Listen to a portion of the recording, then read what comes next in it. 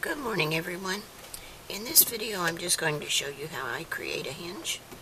I recently did an album cover because many people had sent me messages saying that they were fairly new to scrapbooking and they had difficulty with covers. So I did film a video of how I make a cover, and I told you at that point I would also make a hinge for you, but I would encourage you, like I always do, to go watch other people's videos and see what works best for you. We may arrive at the end result the same, but maybe the process we use or what is comfortable to us is not the same as somebody else's. So watch other videos and then see what works best for you. So this hinge will be for a 8-inch page, so I have cut it 7 7/8 high, and it's a 12-inch strip. And what I have done is score it, and I will show you exactly what I did. The first score mark is made at 1 3/4, and then 2 inches. And from that point, you want to score every half inch. 2 1/2, 3, 3 1/2, 4, 4 1/2, 5, 5 1/2, 6, and on out till you get the number of pages you want. The first two score lines, or the first 2 half inches, will make your first hinge. Then you'll skip one so that you have a gusset between your pages. You'll bring the next 2 together, and so on until you get to the number of pages that you want. I don't normally make one more than 5 pages. You will have a 1/4 inch and 1 3/4 on both ends. So you're going to score a half an inch all the way out till you get the number of pages you want. Then you'll score 1/4 and 1 3/4. And there's always a little extra overage, and I just cut it off. You can see I left a little nub here, but that's not going to hurt anything because that's going to be turned under where it doesn't show anyway. So let's go from there. And you can see here that I scored one line by mistake, but that's no problem because that's going to be folded under and it won't show anyway. So we're going to turn it over to the back side, and I'm going to use the art glitter glue for this. You can use score tape if you want to.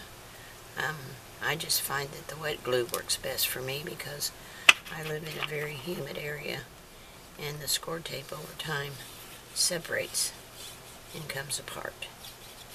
So it just doesn't hold up for me.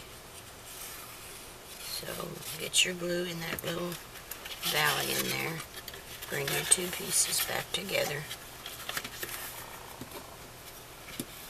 and score them, or burnish them, I should say. Now check your back side each time and make sure that you don't have any glue seeping out back there. Okay, I want to do the second one. Oh, my little glue bottle's wanting to goop up on me.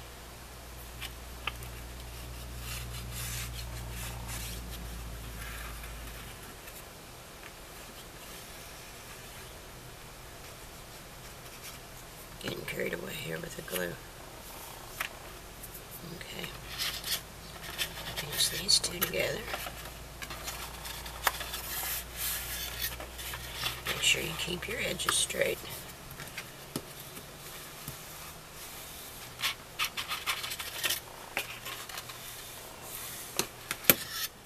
And turn it over. And let's burnish this one again.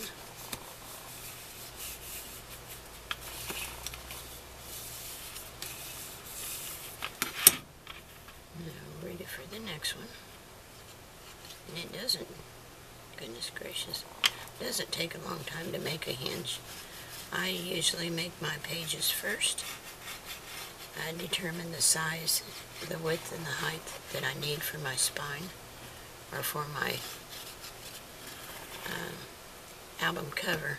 I like to make the pages first and get my measurements so that then I know exactly how to cut my hinge and my spine.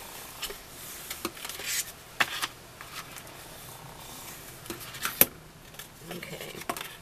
Oh, I didn't get that one good, did I? and burnish that again.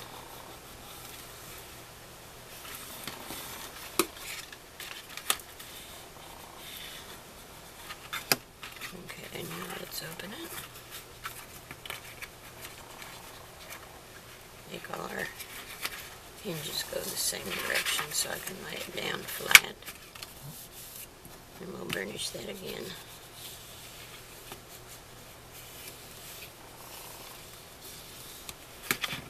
Okay, number 4.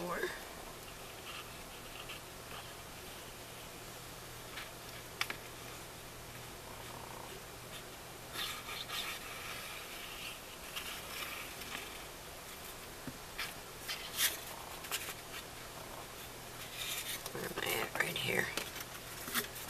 Okay.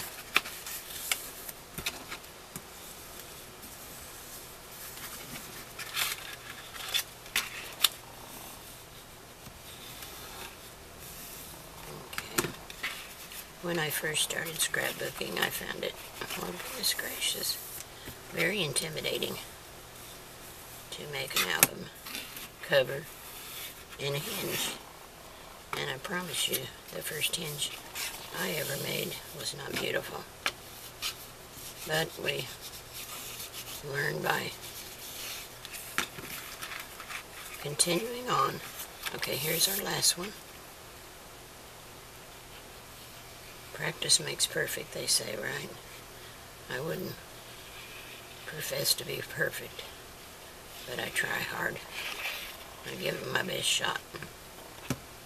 Okay, last one. Pinch these two together.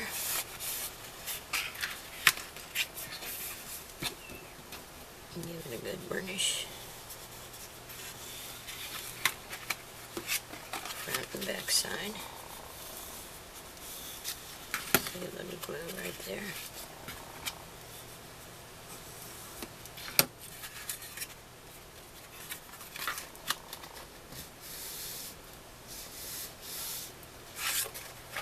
Okay, let's go to the back side.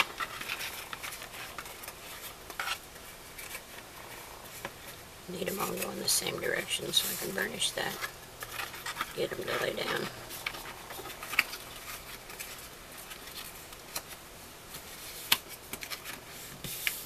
Okay, now I'm going to burnish this one. Okay, so now we have 5 hinges. 1, 2, 3, 4, and 5. See how nice and straight they stand up? Now when you make your pages, they'll slide right over these. Now, this we want to fold back at the 1/4 inch. Let's do this one first.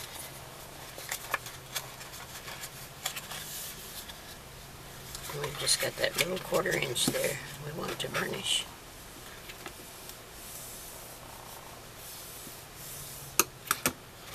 And then over here as well. I want to ignore that one I made by mistake.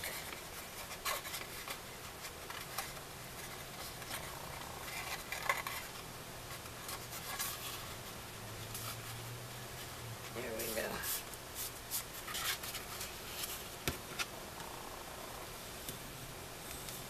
Sometimes it's hard to get a hold of those little 1/4 inch score lines.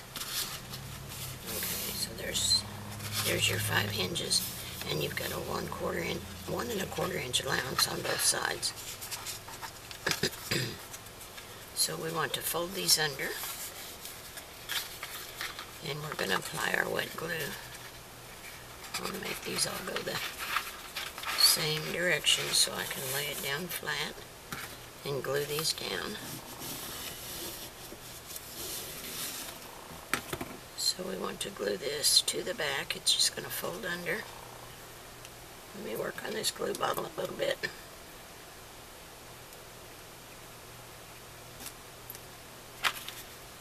Okay.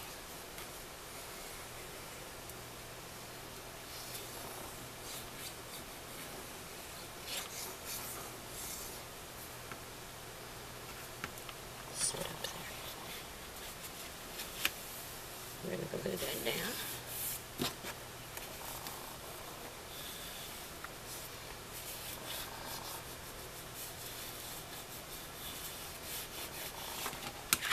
And then we're going to glue the other one.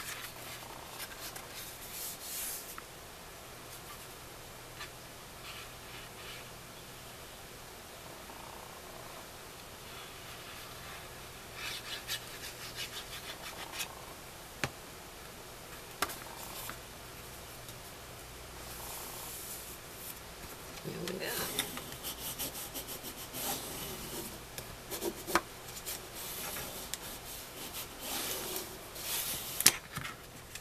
And that is how you make your hinge. Here's 1, 2, 3, 4, and 5. With a 1/4 inch allowance on each side. I'll work them back and forth till you get them limbered up a little bit so that when you do put your pages on it, you can turn your pages from right to left without any problem. But now this is the album cover that we made, I think it was yesterday or the other day. Of course, my spine on this one is not wide enough, but if I had this wide enough, you'd see that your hinge would sit right like this. But this particular album is going to be a no hinge album, and by that I mean my page will hinge right to the spine. This will be for another album that I'm working on. I just wanted to show you the process. This is an album that I'm working on, and I don't want to give away all of it because I haven't even finished my tutorial yet, but I will show you that one page. This is a no hinge album. And with the pages, I have a 1/2 inch overhang here that will actually hook right to the spine. And those will be lay flat pages, and it will go like that. So see, all albums do not have a hinge, but it just depends on what you want to do. But if you want to make a hinge, then that's the way you would do it. You see, this might fit in this one. See, it would work in this one.